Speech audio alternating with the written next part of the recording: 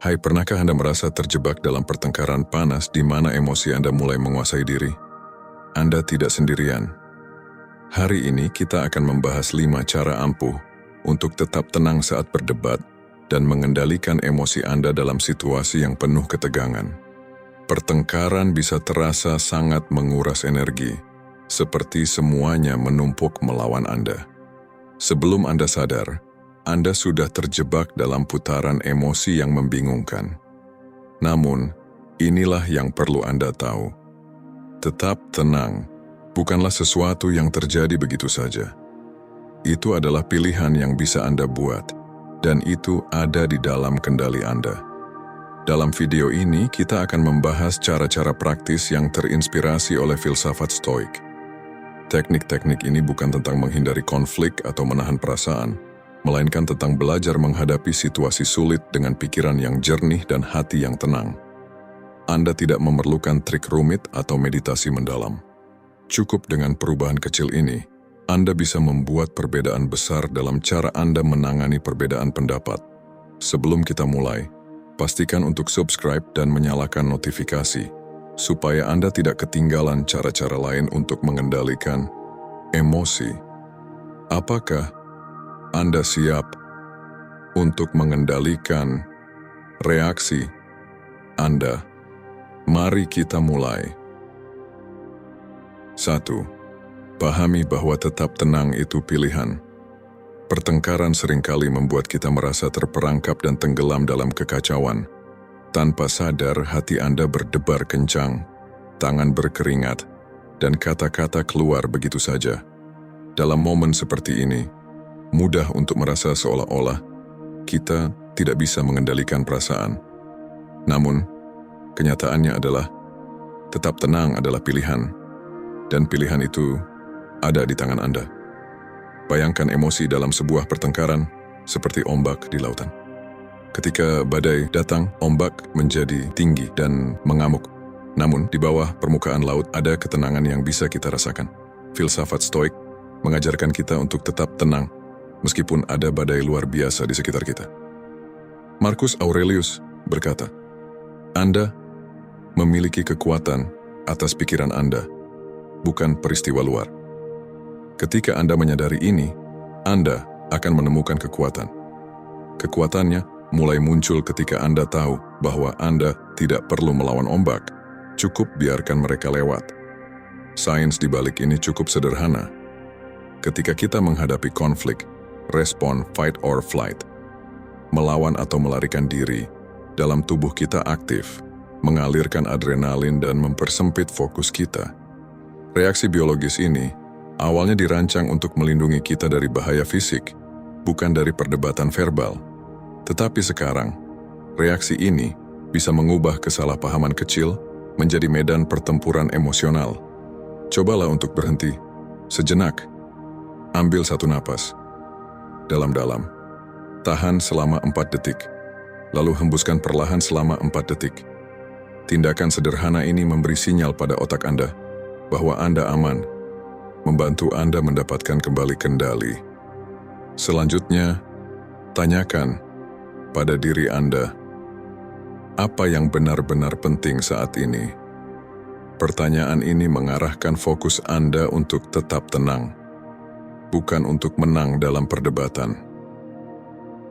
2. Dengarkan lebih banyak, bicara lebih sedikit. Bertengkar seringkali terasa seperti lomba untuk siapa yang bisa berbicara paling keras atau membela pendapatnya paling cepat. Tapi bagaimana kalau cara untuk tetap tenang bukan dengan berbicara, melainkan dengan mendengarkan? Banyak dari kita tidak sadar bahwa pertengkaran sering memburuk karena kedua belah pihak terlalu sibuk mempersiapkan jawaban berikutnya, bukan untuk memahami orang lain. Diam, jika dilakukan dengan sengaja, bukanlah tanda kelemahan, melainkan strategi. Ketika emosi meningkat, dorongan alami kita adalah untuk memotong atau langsung membela diri. Rasanya seperti jika kita tidak berbicara sekarang, kita akan kalah. Tetapi kenyataannya, memotong pembicaraan hanya menambah keributan dan menunjukkan bahwa kita tidak mendengarkan. Sebaliknya, mendengarkan menurunkan ketegangan, meredakan kemarahan, dan memberi kita wawasan tentang apa yang sebenarnya dipermasalahkan. Bayangkan pertengkaran seperti sebuah tarian. Anda tidak bisa bergerak dengan mulus jika terlalu fokus pada langkah Anda berikutnya.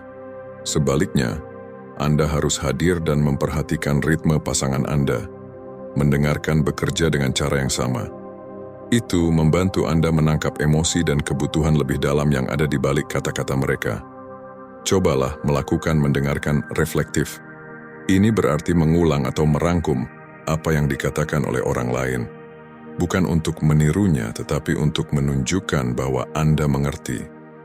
Misalnya, jika seseorang berkata, "Kamu tidak pernah mempertimbangkan pendapat saya," jangan langsung membela diri.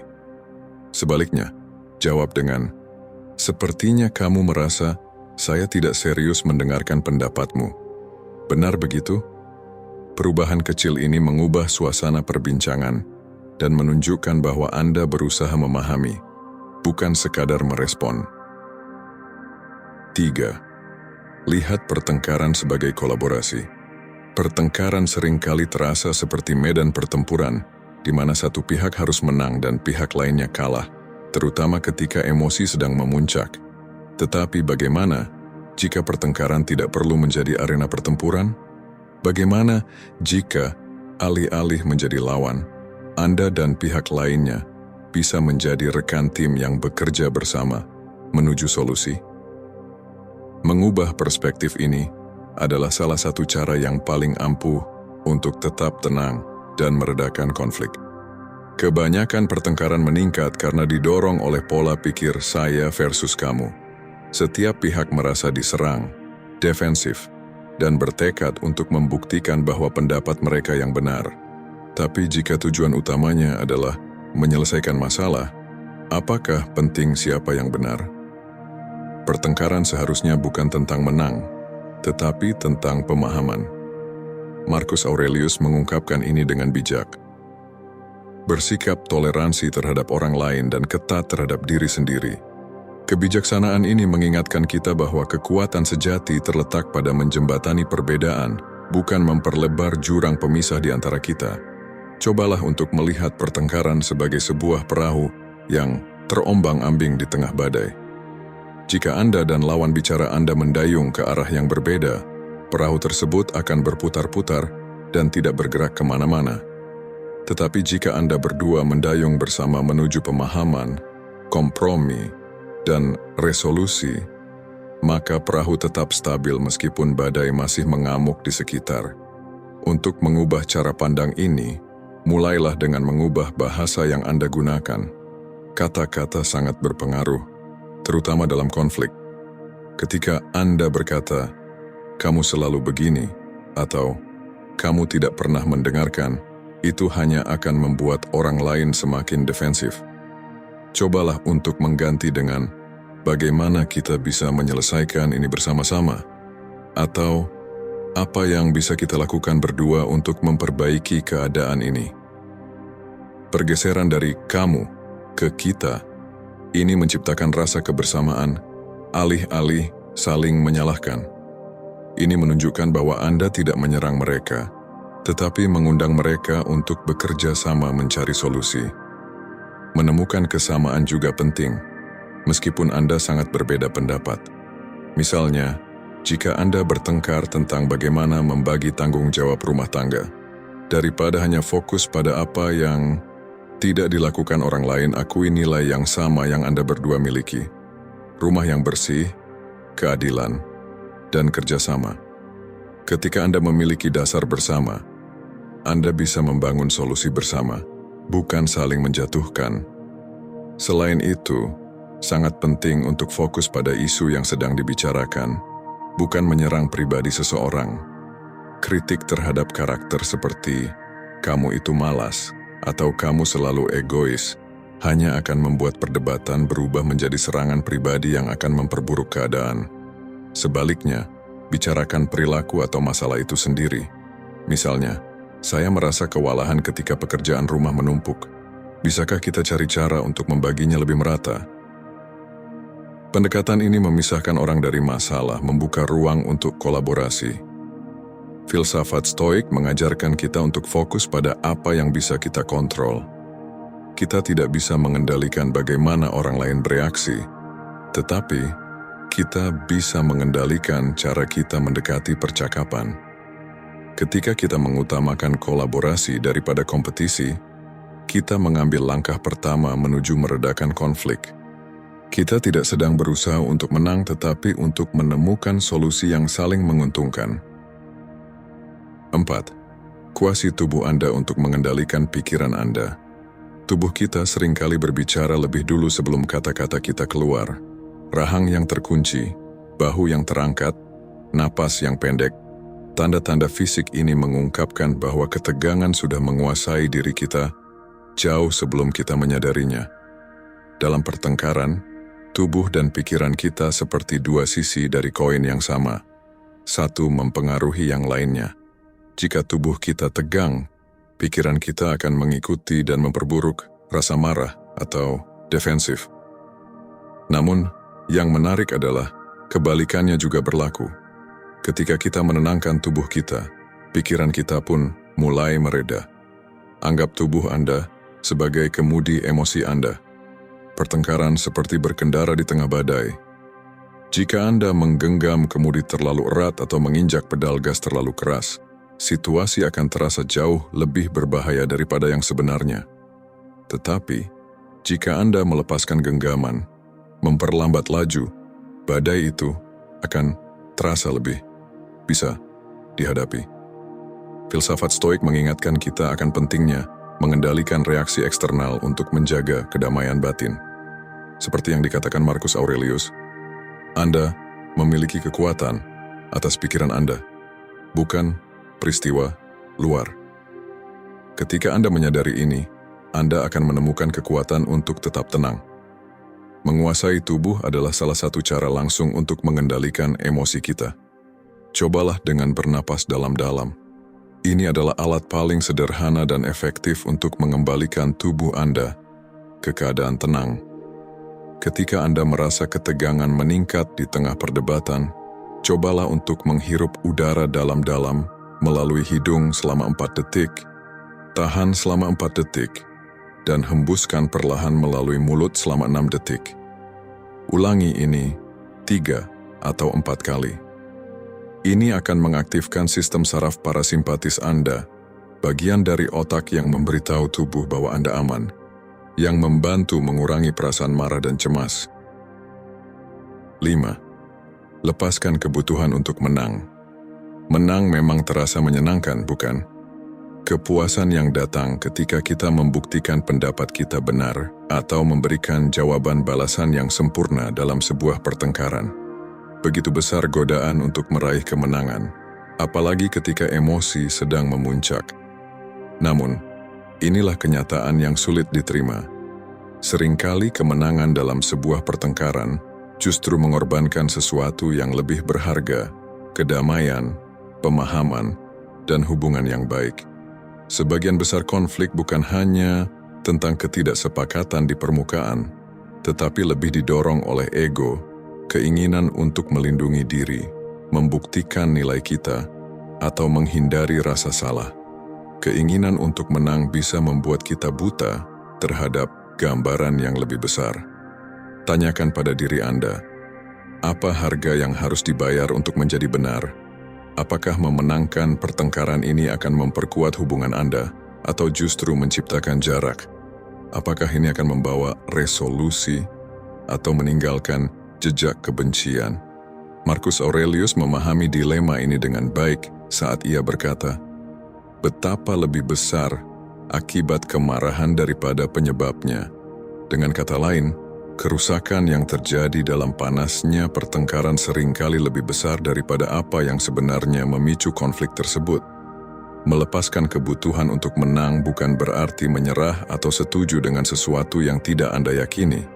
Itu berarti mengalihkan fokus dari mendominasi percakapan menjadi memahami percakapan itu sendiri.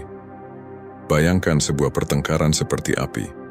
Ketika Anda memberi bahan bakar dengan respons yang dipicu ego, seperti sindiran, pembelaan berlebihan, atau menyalahkan, api itu akan semakin membesar dan sulit dikendalikan. Tetapi, ketika Anda memilih untuk mundur sejenak, berhenti, dan membiarkan api itu padam dengan sendirinya, api itu akhirnya akan padam. Salah satu cara untuk melepaskan kebutuhan untuk menang adalah dengan berlatih kerendahan hati. Ini tidak berarti merendahkan diri Anda, tetapi menyadari bahwa perspektif Anda bukanlah satu-satunya yang benar. Selama pertengkaran, tanyakan pada diri Anda, apakah mungkin saya melewatkan sesuatu di sini? Atau apa yang bisa saya pelajari dari sudut pandang orang lain? Sikap ini membuka ruang untuk rasa ingin tahu dan empati yang sangat penting untuk menyelesaikan konflik. Frasa sederhana seperti, kamu mungkin benar bisa memiliki dampak yang luar biasa. Kata-kata ini tidak berarti Anda menyerah, tetapi memberi sinyal bahwa Anda bersedia mendengarkan dan mempertimbangkan pandangan orang lain. Ini adalah kalimat yang dapat meredakan ketegangan dan membuka pintu untuk percakapan yang lebih kolaboratif. Anda tidak harus setuju hanya demi menjaga kedamaian, tetapi Anda menunjukkan bahwa Anda menghargai pendapat mereka, yang seringkali mendorong mereka untuk melakukan hal yang sama. Selain itu, cobalah untuk memikirkan dampak jangka panjang dari pertengkaran tersebut. Bayangkan melihat kembali konflik ini seminggu, sebulan, atau bahkan setahun dari sekarang. Apakah itu masih akan menjadi masalah besar? Dalam banyak kasus, jawabannya adalah tidak. Pemahaman ini bisa sangat membebaskan karena mengingatkan kita bahwa beberapa pertengkaran tidak layak untuk diperjuangkan dan bahwa menjaga hubungan lebih penting daripada memenangkan debat. Melepaskan kebutuhan untuk menang juga berarti merasa nyaman dengan ketidaksepakatan yang tidak terselesaikan. Tidak semua pertengkaran memerlukan resolusi yang sempurna. Terkadang sepakat untuk tidak sepakat adalah hasil terbaik, terutama jika itu berarti mempertahankan rasa saling hormat. Filsafat Stoik mengajarkan kita untuk fokus pada apa yang bisa kita kendalikan, dan itu termasuk menerima kenyataan bahwa kita tidak selalu bisa mengubah pikiran orang lain. Dalam pertengkaran berikutnya, cobalah untuk mengambil beberapa detik dan tanyakan pada diri Anda, apa yang benar-benar penting di sini? Apakah membuktikan bahwa saya benar sebanding dengan ketegangan yang ditimbulkan dalam hubungan ini? Apakah pertengkaran ini membantu saya tumbuh atau hanya menguatkan ego saya? Refleksi ini bisa membantu Anda mengubah fokus dari kemenangan menjadi pemahaman, dari konflik menjadi hubungan. Ketika kita mengutamakan pemahaman daripada kemenangan, kita membuka ruang untuk kompromi dan saling menghargai. Dengan pendekatan yang penuh pertimbangan, pertengkaran dapat menjadi kesempatan untuk memahami lebih dalam dan tumbuh secara pribadi. Ketika kita lebih memprioritaskan hubungan daripada menjadi benar, kita membangun ikatan yang lebih kuat dan komunikasi yang lebih sehat. Ingatlah, kemenangan yang paling berarti adalah yang memperkuat hubungan dan mengurangi stres, bukan yang menambahnya. Terima kasih telah menonton dan mempelajari 5 cara kuat untuk tetap tenang saat bertengkar. Kami berharap strategi-strategi ini memberi Anda alat yang lebih baik untuk mengelola emosi dan mendekati konflik dengan ketenangan dan kejelasan. Ingatlah bahwa pertengkaran tidak harus menjadi pertempuran. Anda memiliki kekuatan untuk memilih bagaimana Anda merespon, dan di sanalah kekuatan sejati terletak. Dengan mengendalikan emosi, berlatih mendengarkan aktif, dan mengubah pola pikir, Anda tidak hanya akan menjadi lebih baik dalam menangani perbedaan pendapat, tetapi juga lebih kokoh dan tahan banting dalam kehidupan sehari-hari. Ingat, setiap tantangan adalah kesempatan untuk tumbuh. Terima kasih telah menonton. Dan jika Anda merasa tips ini bermanfaat, pastikan untuk memberi like dan subscribe untuk konten lebih lanjut yang membantu Anda mengendalikan emosi dan hidup Anda. Tetap tenang, tetap kuat, dan sampai jumpa di video berikutnya.